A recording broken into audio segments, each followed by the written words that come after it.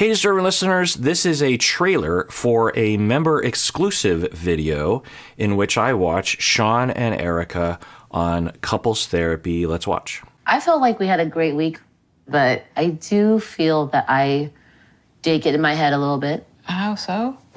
You know, self-doubt, asking questions about the affair. Why did you do this? Why did you do that? And then I went off on Sean, and he's like, babe, we should both been here, like, having a great time. When it comes to infidelity recovery, it is completely normal for the victim to have moments, maybe throughout the rest of the relationship, in which they have emerging feelings about the past infidelity, whether it's sadness, whether it's anger, whether it's demoralization. It's completely normal. And every time that happens, it's very important that the couple has a way to process those feelings. A little bit. How so? You know, self-doubt, asking questions about the affair. Why did you do this? Why did you do that? And then I went off on Sean, and he's like, babe, we should both been here, like, having a great time. And you're allowing this to interfere with that. And he seems to have a frequent response in that category, which is to shut down a conversation. I get it. It's like, oh, we were having such a great time, and now it's not such a great time. What's happening? Why are you doing this? It's based on an assumption that the Ericas of the world just decide to get upset. Now, some people do, but not typically.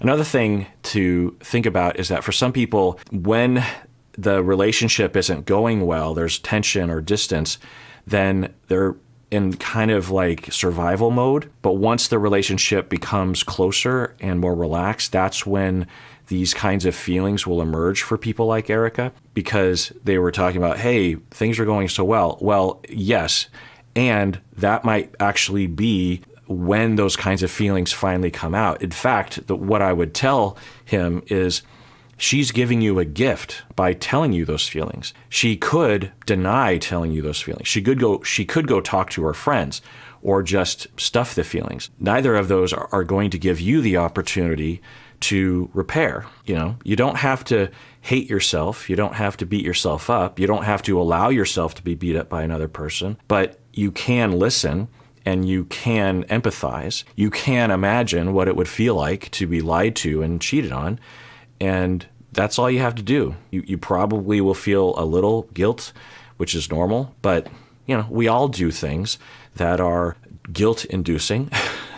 So the two of you have a great time. That's conditioned on certain things being off the table. They shouldn't be processed. It's not about putting it off the table.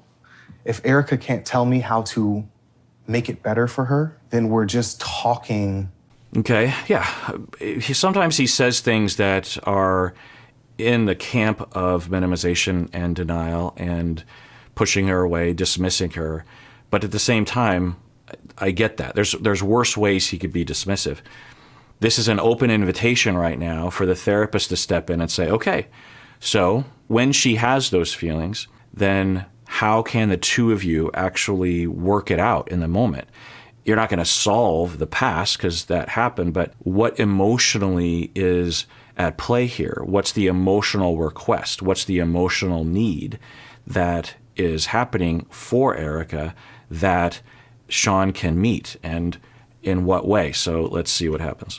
About how upset you are, and in the process of that, we're just re-aggravating an old wound, and you're now upset, and you're now angry, and you're now in the same pattern that has pushed us apart.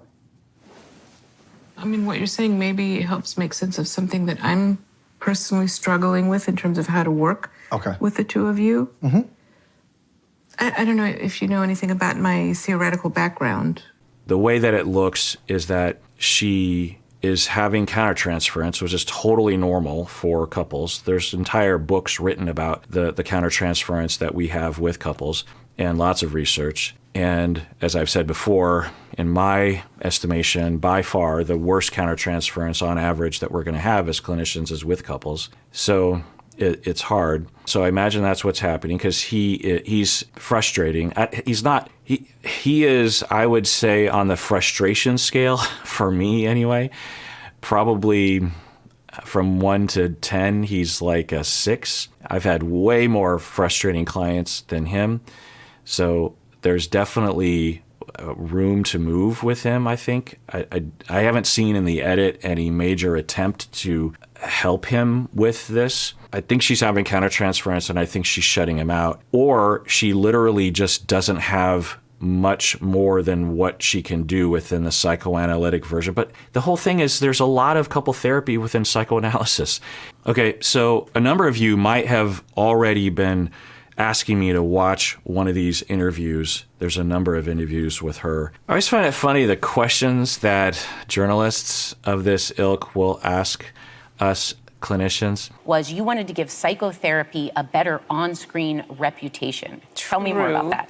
Yeah, I often joke around that therapists are often portrayed as either like narcissists or psychopaths. They want to like either fall asleep on their patient or sleep with their patient. And Yes. I mean, if you've watched my channel, you know that I agree with that wholeheartedly.